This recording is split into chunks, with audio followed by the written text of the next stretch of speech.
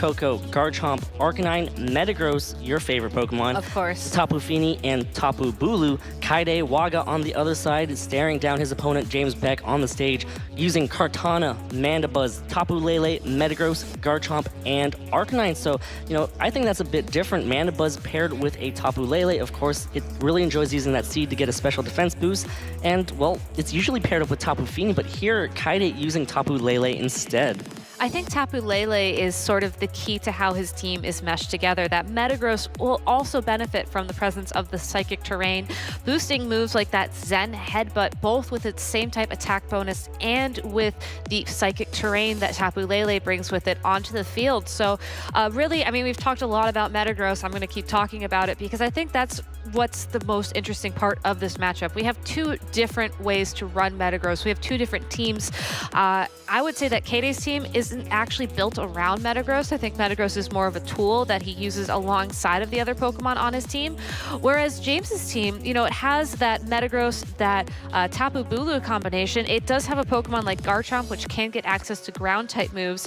It's more likely that James's team will be looking to get that weakness policy if his Metagross is holding it up onto that Metagross so it gets those stat boosts and then can go on and start attacking and really look to be the main damage dealer of his team. Of course, speed control is always an important part of the game. Looking at it, Mandibuzz will be able to set up Tailwinds, kind of similar to that Drifblim Tapu Lele core that we talk about a lot coming into these tournaments. Setting up Tailwind's nice, being able to boost the speed of your Pokemon for 4 turns. That's going to be huge. A lot of players do also use Trick Room, but it looks like right now, Kaede is going to have complete speed control. He really is, and that could work in his favor, or James could have just decided, I'm sure this is a situation he considered when he was building his team for the World Championships. It's possible that he decided that he doesn't really want or need the speed control on his team, that he's happy to sort of work around the parameters that his opponent gives him in terms of maybe the Trick Room, maybe the Tailwind, maybe something else, and react and be okay with that. I know some trainers, they would much rather maybe counter the Tailwind with a Trick Room or have some sort of set game plan for this, but when you're running so many Pokemon that are known to deal a lot of damage, such as that Tapu Koko, that Garchomp, the Arcanine, the Metagross, the Bulu, speed control might not even be necessary. Yep, of course, Bulldoze, that Bulldoze combination with that Metagross, that is a form of speed control as well. It's going to take 2 Bulldozes, however, to be able to slow down Kaede's Pokemon under a Tailwind, and of course, if it's floating, it's not going to be hit by that anyways, so that Mandibuzz is going to continue to benefit from that Tailwind unless it somehow gets grounded by Smackdown Gravity. But that's not really that common. That's not really that common, but you never know what surprises these trainers decide to bring into the Pokemon World Championships. And here we are, the players are ready to get underway now. Here, Game 1, Swiss Round 4 between James Baek and Kaede Waga. Tapu Fini and Tapu Bulu are the Pokemon that James decides to lead with. It's going to go ahead and reveal what Tapu is going to be faster because of how the trains come out. Tapu Lele and Kartana are the leads that Kaede decides to go with. And here we go, we're going to be determining a lot of speed orders here. It looks like Tapu Lele's Psychic Surge is going to go ahead and activate first before everything making the battlefield weird. And Tapu Fini's Misty Surge is going to go ahead and activate. And after that will be the Tapu Bulu. So Tapu Lele is the fastest Tapu on the field, Tapu Fini, and then Tapu Bulu in that order. Great job for Kaede there, sending out that Kartana to possibly take advantage of the grassy terrain if James decided to lead with that Tapu Bulu. Really an interesting lead from James. You don't normally see trainers bring both of their Alolan Guardian Pokemon out on the field, nevertheless turn 1 of a battle. So this must be something that he's prepared for. He might have some sort of combination move between that Tapu Fini and that Tapu Bulu. What it is, we'll just have to see. But overall, I think Kaede is probably in the better position right now, but James certainly able to work around that. Tapu Fini now going to switch out, going to switch in Arcanine here, which is going to be able to deal with that Kartana a little bit better, even better because of that Intimidate ability here. Going to lower Kartana's attack stat by 1 stage. Tapu Bulu not going to want to take a powerful Psychic from that Tapu Lele or even a Smart Strike from that Kartana, as the Smart Strike does connect into that Protect right there, as Tapu Lele now going for Moonblast into that Tapu Lele slot as well. So James, a very good switch right there. A very good switch and a very great adjustment, using the Intimidate to weaken that Kartana's Kartana's attack power and also threaten it with any fire-type moves that Arcanine is known to have. Sometimes they're a special Arcanine with a move like Flamethrower. More often, they'll run Flare Blitz, which is a physical attacking move. Either way, Kartana has, ironically, paper-thin defenses, so probably will not want to stay out on the field while staring down that Arcanine. Tapu Lele, I think, is probably the more interesting Pokemon moving forwards in this turn. We saw it go for a Moonblast into the Tapu Bulu. Not going to deal a lot of damage. It's not boosted by any terrain. Whether or not it sticks around, we'll have to see. And here comes an all-out pummeling coming from this Kartana, going ahead and activating its Fightinium Z. Going to be doing a good amount of damage to that Arcanine here. If it does target down that Arcanine, it should be, because, well, Tapu Bulu resistant and also has a sky-high physical defense. That Arcanine now is going to be taking this all-out pummeling, not doing that much damage because of that Intimidate from earlier, doing about 50% right there, as Tapu Lele hitting that Arcanine also with a Psychic, doing a lot of damage. Arcanine gets KO'd. Can't hang on just enough, but, well, that's the first KO on Kaeda's side. Tapu Bulu now using Wood Hammer here, boosted by that grassy terrain, hitting that Tapu Lele for the KO as well. So a trade for that Tapu Lele for that Arcanine. I think that was the trade that Kaede had to make there. The Arcanine was a huge threat to his team. The Kartana can't really stop it. Whereas with the Tapu Bulu, yes, even though it's able to deal a ton of damage with those grassy terrain boosted wood hammers, you know, we saw it just flat out knock out that Tapu Lele in one hit. It's not as threatened, you know, it does have that grass typing. It will resist all of Tapu Bulu's moves. Really, Kaede wants to continue to threaten with that fastest Pokemon on the field, and he doesn't want to worry about taking any attacks. Sending in his own Arcanine here is also a great adjustment, using that Intimidate to weaken the Tapu Bulu and the Garchomp's attacking power as well. Yeah, so that's a big Intimidate right there from Kaede's side. You know, Arcanine is one of the more popular Pokemon in this format because of its access to Intimidate.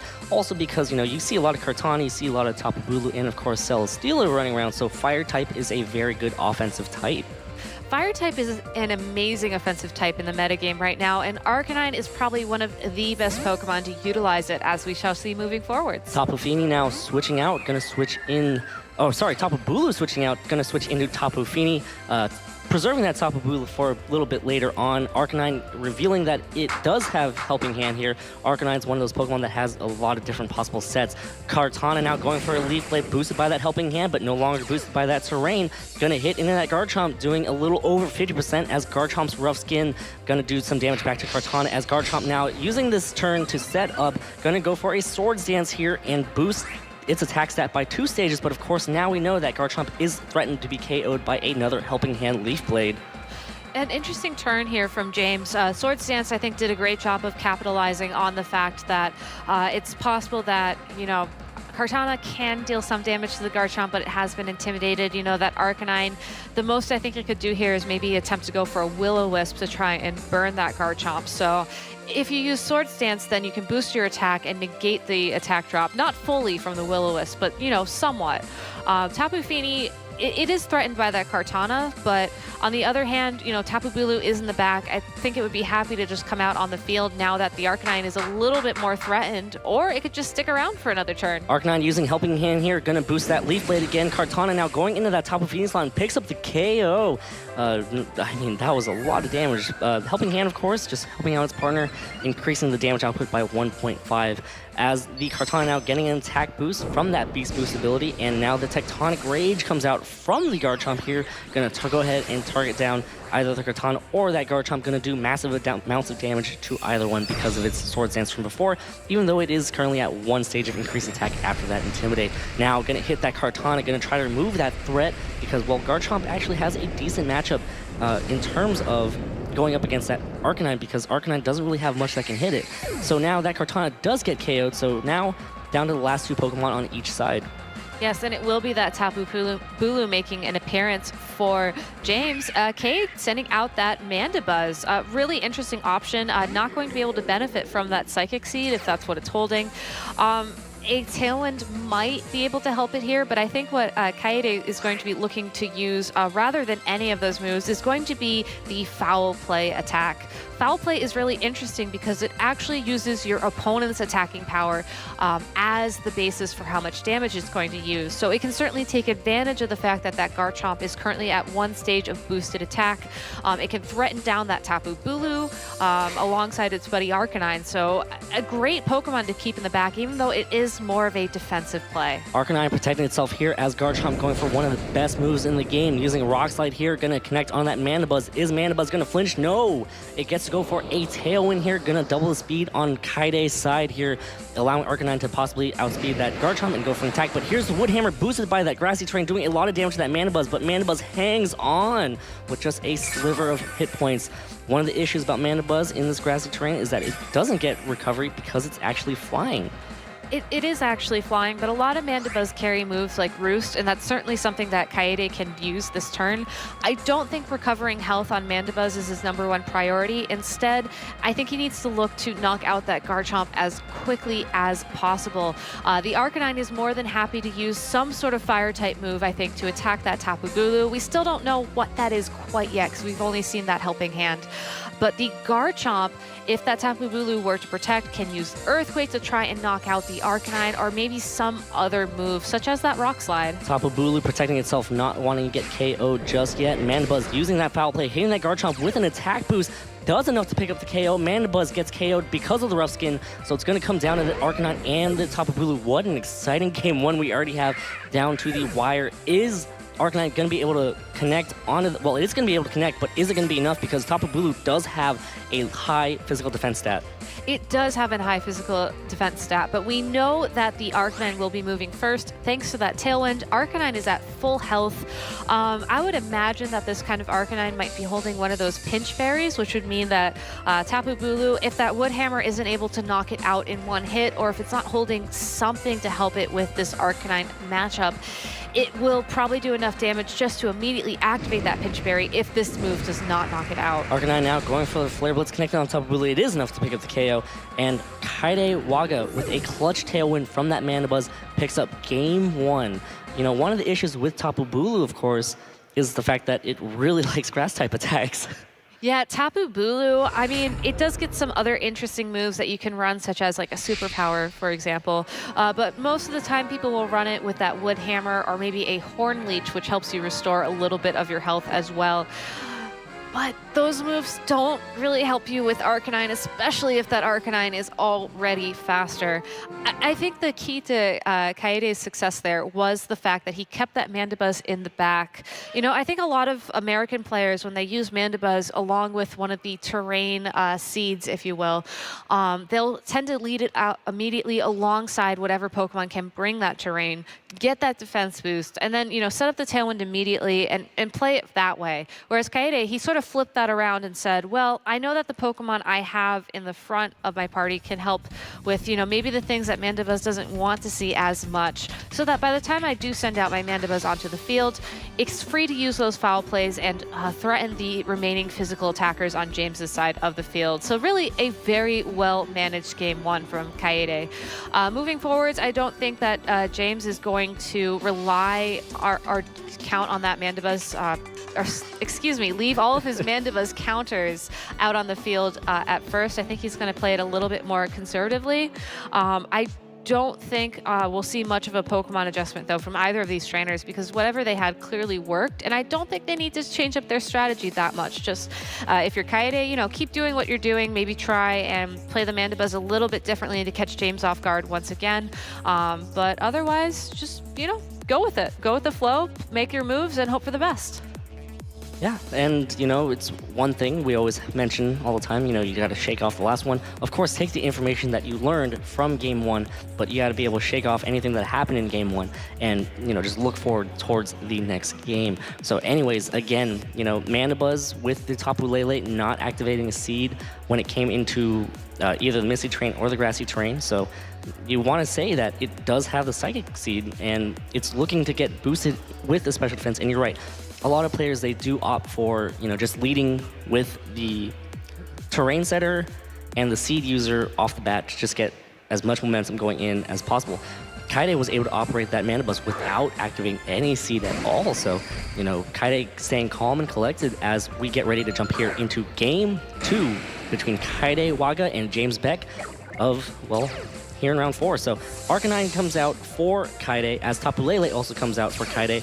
Tapu Koko and Metagross are Pokemon that James decides to opt for. And of course, this is a big adjustment from James coming in here, as Arcanine will not even be able to lower Metagross's stats because of the Clear Body ability. Tapu Lele is going to be the slower Pokemon since it does also set its terrain. That terrain will benefit James's Metagross. It will boost. We haven't seen any of the Metagross yet in Game 1, so we can only assume that it might have Zen Headbutt. But given the fact that most Metagross do, I think that's a safe assumption to make.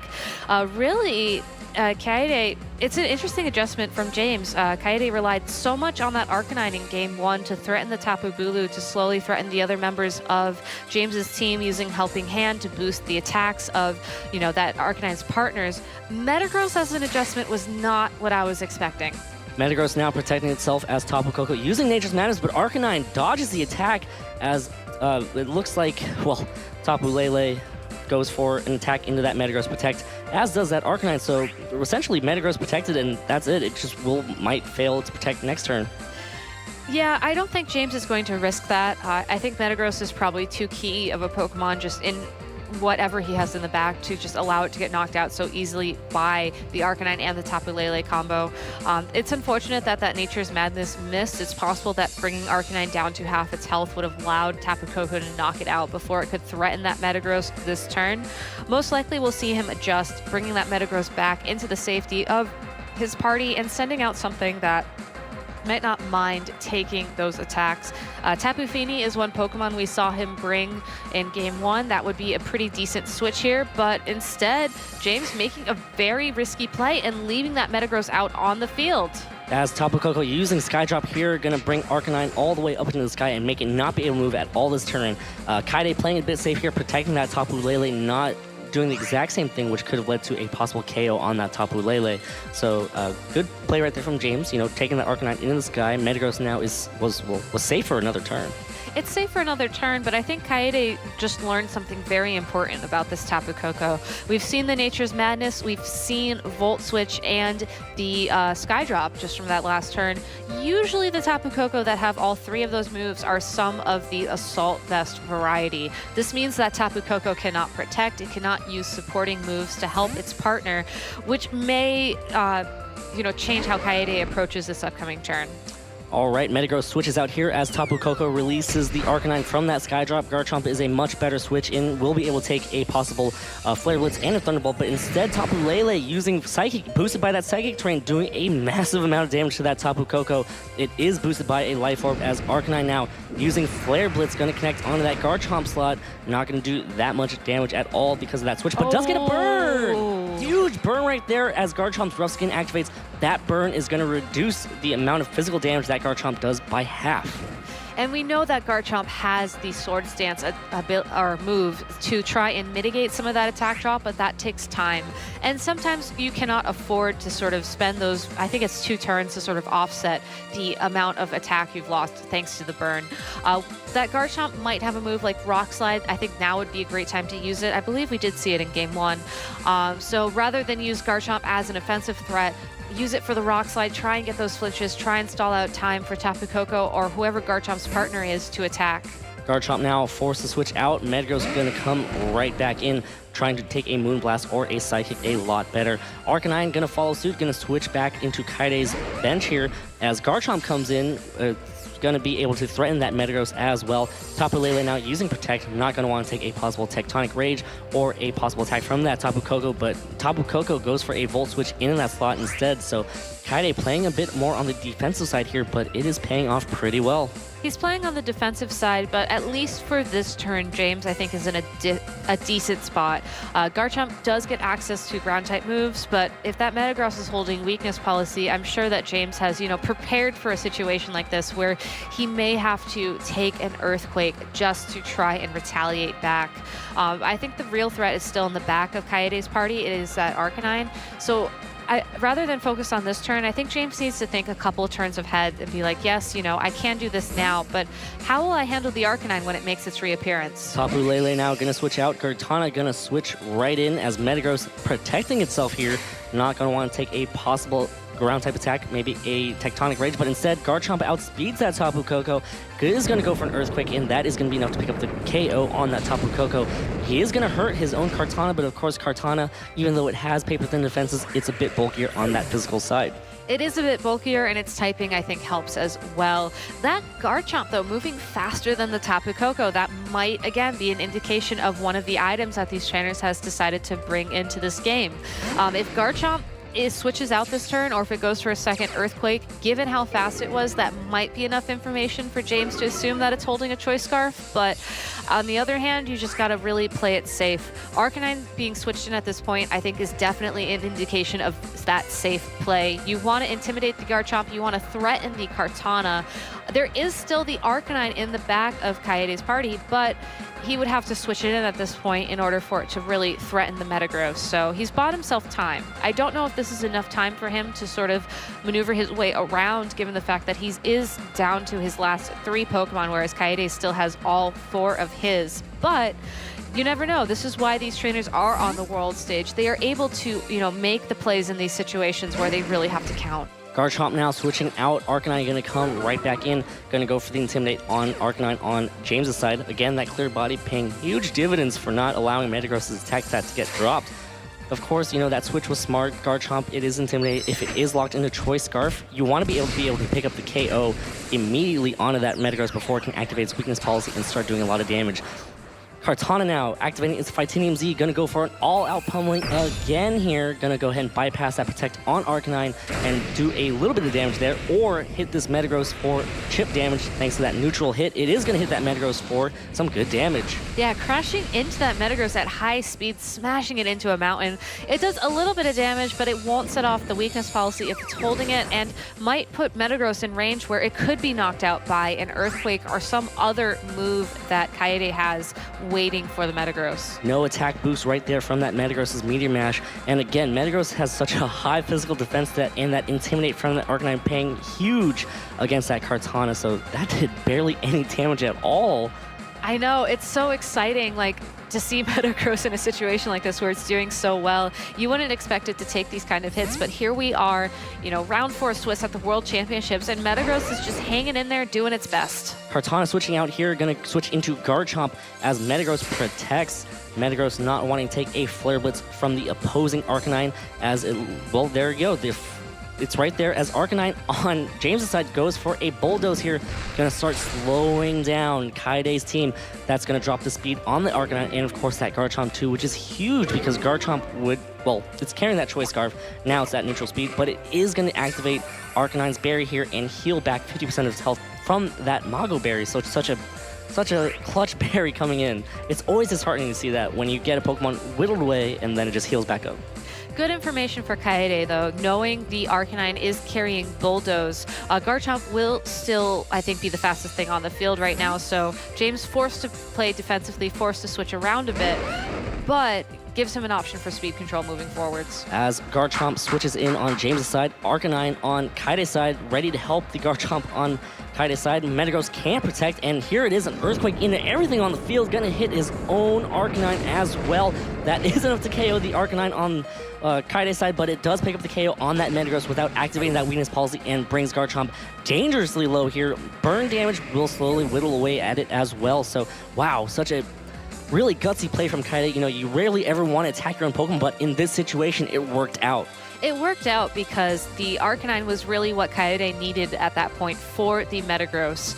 And if you're able to handle the Metagross in some other way, let's say a Helping Hand followed up by an Earthquake, even though it's not the greatest that your Arcanine gets knocked out and you give your opponent the opportunity to intimidate, a Pokemon that is presumably locked into a physically attacking move, it's a trade that you can afford to make. Whether or not that trade's going to, be a little bit of a hindrance moving forwards is to be seen, but he's brought it down to essentially a 1-on-3 that Garchomp will be knocked out by burn damage no matter what at the end of this turn. So as long as he's able to keep that Garchomp and that Tapu Lele safe for one turn so he can then, double up on the Arcanine in that last turn, I think he has this game locked down. Yep, and Garchomp on Kaede's side gonna switch out, you don't want to throw away a game that you feel like you already have set. You want to play as safe as you can.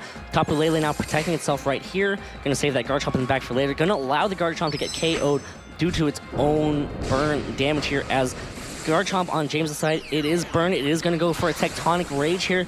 It will be able to bypass that Protect on Tapu Lele's side, and of course, maybe hit Kartana for just a fair amount of damage. It is burn again. That's going to have that physical damage, and it hits the Tapu Lele. Of course, if a Pokemon protects and it gets hit with a Z move, that's only going to do a quarter of what it would have done normally. And wow, not any damage at all thanks to that burn.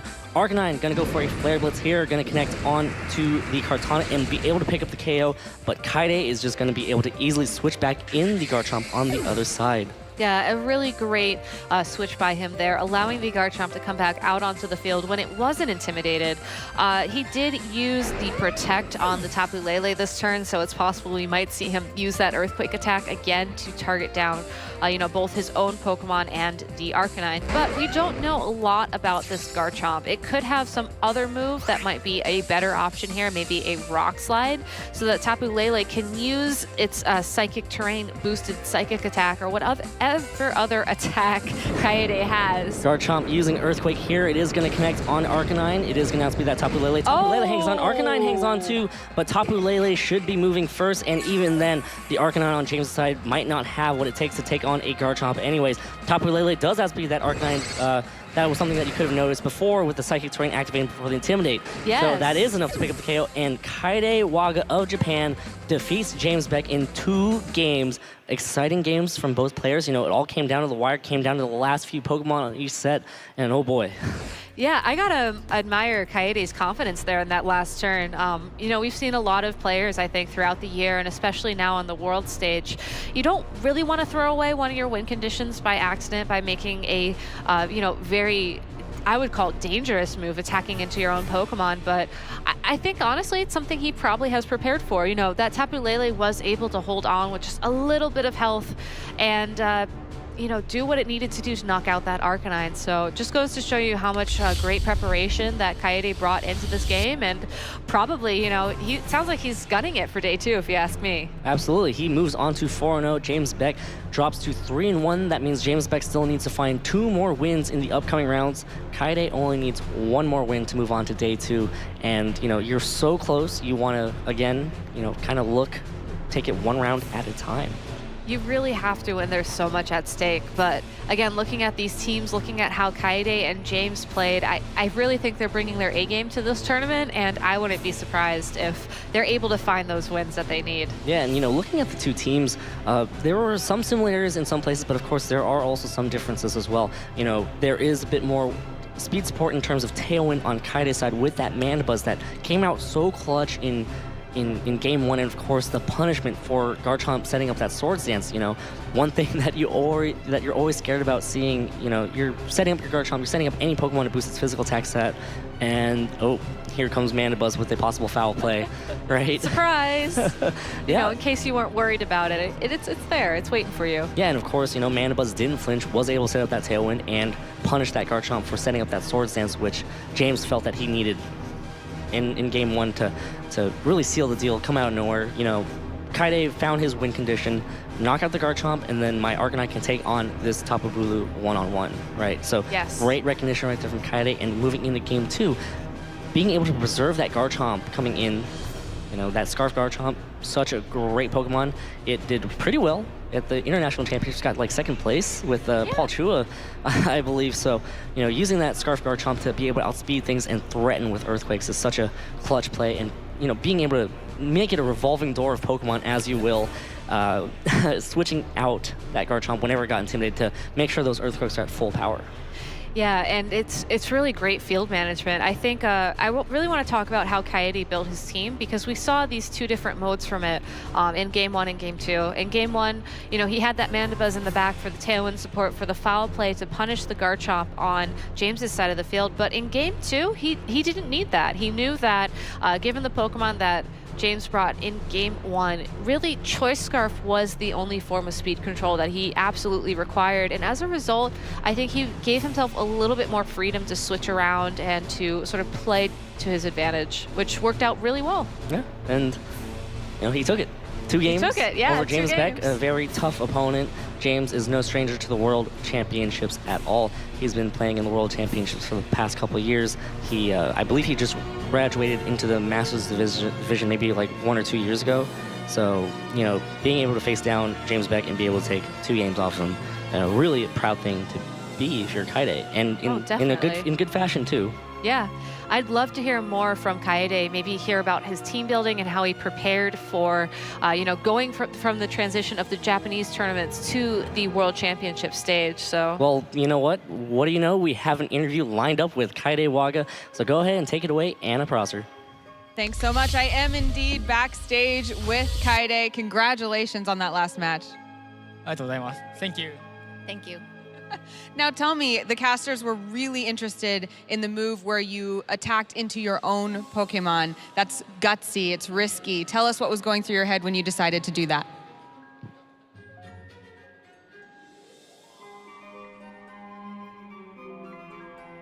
そうですね。今回は追い風という S を上げるものを使ったのをコンセプトにしています。 So his main focus is to use a tailwind. And that worked out pretty well for you. And now you were able to come out on top. Did you expect to win this match? Like, 今回ですか？ Did you expect to win this match? そうですね。相手の構築が素早さを上げたり下げたりするものはなかったので、その点では有利かなとは思ってました。 So he thought it's going to be his advantage for him because he knew that the opponent's team is not going to be like a speed-focused team. And moving forward, do you feel confident that your team will be able to continue on in Worlds and that you'll be able to win?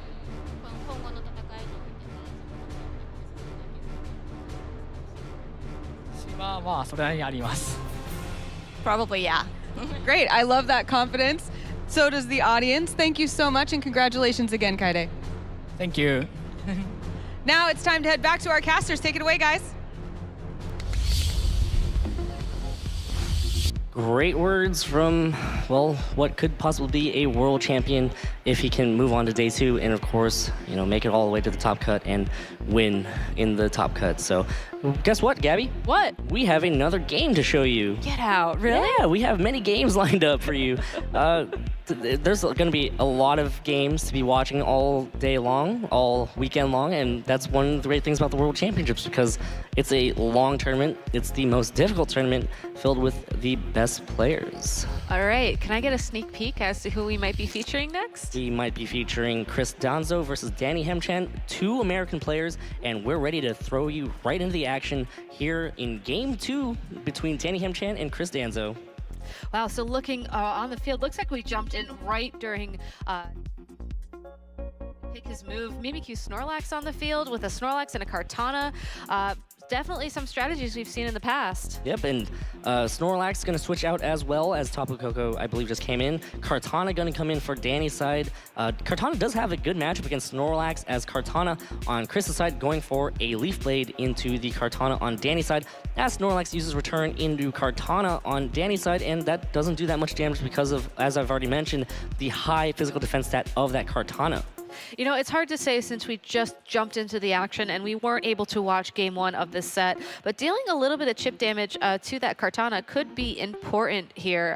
It's possible that Chris already knows that Danny might be holding an item such as a Focus Sash, and being able to break that Focus Sash so that his Kartana can follow up with a move like Sacred Sword or some other super effective move against that Kartana for the knockout could be really important. Kartana on Chris's side going to switch out, going to go into Salamence with a big big Intimidate onto Danny's Kartana. Not going to matter too much on Tapu Koko as, well, Tapu Koko now using Thunderbolt here, going to connect onto these Salamence, boosted by that Electric Train, doing a little under 50%, as Kartana using this turn to set up a substitute and hide behind it, as Snorlax now going for a return, going to target down this Tapu Koko, going to do about 50% as Snorlax's taunt wears off, which means now it can go do what Snorlax does best, set up or kind of heal back up. It makes you wonder, you know, what Pokemon on Danny's side of the field is the Pokemon that's carrying that taunt move. It could be that Tapu Koko. I know it's something that sometimes Tapu Koko decide to bring, but if it's not, at this point, that Snorlax, you're right, is more than happy to use Curse, maybe a Belly Drum. It is at full health to start doing what Snorlax does best and dealing damage, sticking around on the field, and just making itself impossible to knock out. We have learned a little bit of information about Danny's Kartana, given the fact that it knows Substitute, a move that costs some of your own health to set up sort of a proxy or a substitute, if you will, to take damage for you, means that it's probably not holding that Focus Sash. We'll have to see what kind of item it is holding. And Tapu Koko's Thunderbolt, not enough to pick up the KO on that Salamence, but you know what? That Leaf Blade from that Kartana is, and that is going to go ahead and activate the Beast Boost ability and give Kartana a boost in the physical attack stat here. So great setup right there, and of course that Leaf Blade otherwise would have just hit that Snorlax. Smart play right there from Danny, as the Snorlax now picks up the KO on that Tapu Koko with yet another return. So, you know, a trade right there, that Salamence for that Tapu Koko in, well, Danny's side and Chris's side. I think the Kartana might have won out on that trade. Not only is it still hiding behind its substitute, it does have that attack boost. So Chris will have to double into that Kartana if he wants to deal any damage to it this turn. And given the fact that Snorlax is such a slow Pokemon, it's very unlikely that he'll be able to stop the Kartana from attacking either his own Kartana or the Snorlax on the field before it does so. Mimikyu is certainly an interesting Pokemon for Danny to send out in this situation. Probably not looking to set up Trick Room, since that'll only benefit Chris's Snorlax on the opposing side of the field. Also, probably not the best matchup for that Kartana. It is part Fairy type, and Kartana is more than happy to use a move such as Smart Strike to deal a ton of damage, potentially even knocking it out, given the fact that its disguise is already busted. Kartana now using Protect, not going to want to take a possible Sacred Sword from the Kartana on Danny's side, as it looks like Mimikyu now using this turn to go for a Play Rough, going to connect onto that Snorlax, not doing that much damage at all, as Snorlax now using Return, going to hit that Kartana slot on Danny's side, hoping to be able to break that substitute, but it isn't enough as the electricity disappears from the field. So I want to say that this Snorlax isn't quite set up the way Chris wants it to be yet. Most likely not. If I had to make an assumption about how the first turns of this game went, something on Danny's side of the field used Taunt, and then Chris not wanting to switch out his Snorlax and make it vulnerable to, or make his other Pokemon vulnerable to whatever attackers Danny has. It was stuck there and it wasn't able to do what it had to do. Yep, Mimikyu now breaking a possible Focus Sash on Chris's side, as well, Danny's Kartana not quite enough to pick up the KO on Chris's Kartana. That might be big right there, as the Mimikyu, was heavily damaged by the Leaf Blade from Chris's side, as Snorlax is finally able to break that substitute. So now this Mimikyu is threatened to be knocked out, but of course now Chris has to choose what the bigger knockout is, Mimikyu or Kartana. Of course, some Snorlaxes don't even carry a move that attacks other than a normal type attack, so Mimikyu may be a piece or a key piece of the puzzle. Of course, Mimikyu can also threaten with just another Shadow Sneak. It can, and given the fact that Chris used Protect on his Kartana this turn, it probably won't. Mimikyu does try to go for the Shadow Sneak KO on Chris's Kartana, as Kartana on Danny's side now using Leaf Blade here, going to connect onto that Snorlax with an increased attack stat from that Beast Boost.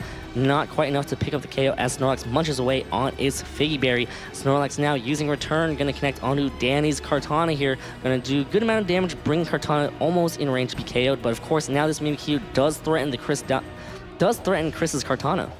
I think Chris is trying his best to set up for the end game. We don't know what that third Pokemon is in the back, but presumably, provided that Danny's Pokemon have enough chip damage on them, and mind you, I think over 60% is probably a little bit more than chip damage at this point. I think he probably feels a little bit more confident in this match moving forwards. Mimikyu will be able to knock out that Kartana. I think it's only a matter of time at this point, unless Chris decides to switch something in to take that attack. Might not happen. Danny's Kartana now switches out, going to forfeit that Beast Boost that he got earlier. Mimikyu, of course, using this turn to pick up the KO on Chris's Kartana right there, easily from that pickoff range with that Shadow Sneak. Snorlax switches in for Danny's side, as Snorlax on Chris's side goes for a return onto Danny's Snorlax. And of course, that's going to go ahead and activate that berry that Snorlax is carrying. It is going to be, I believe it's the Figgy Berry as well. It's really interesting to me that Chris has just kept attacking over and over and over again with his Snorlax. It doesn't look like he's looking to possibly, benefit from a move like Belly Drum or maybe Curse or some other attack boosting move. I think that means he feels really confident here with the combination of this Tapu Koko and this Snorlax to be able to knock out all of Danny's remaining Pokemon. Tapu Koko, certainly provided if it can attack that Mimikyu this turn, will most likely knock it out. We still don't know if that Snorlax is able to even deal damage to that Mimikyu.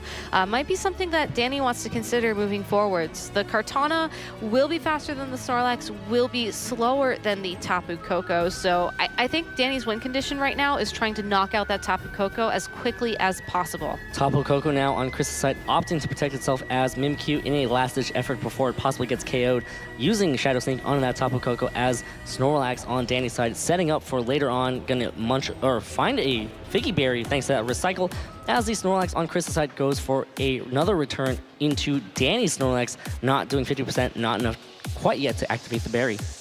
I'm really curious about this Tapu Koko on Chris's side of the field. I'm wondering if he knows how much damage it's able to do to that Snorlax with a move such as Thunderbolt or maybe whatever else it's holding. I doubt it'll be able to get that knockout from this range, but maybe if it uses that Thunderbolt combined with the Snorlax's return, it could do enough.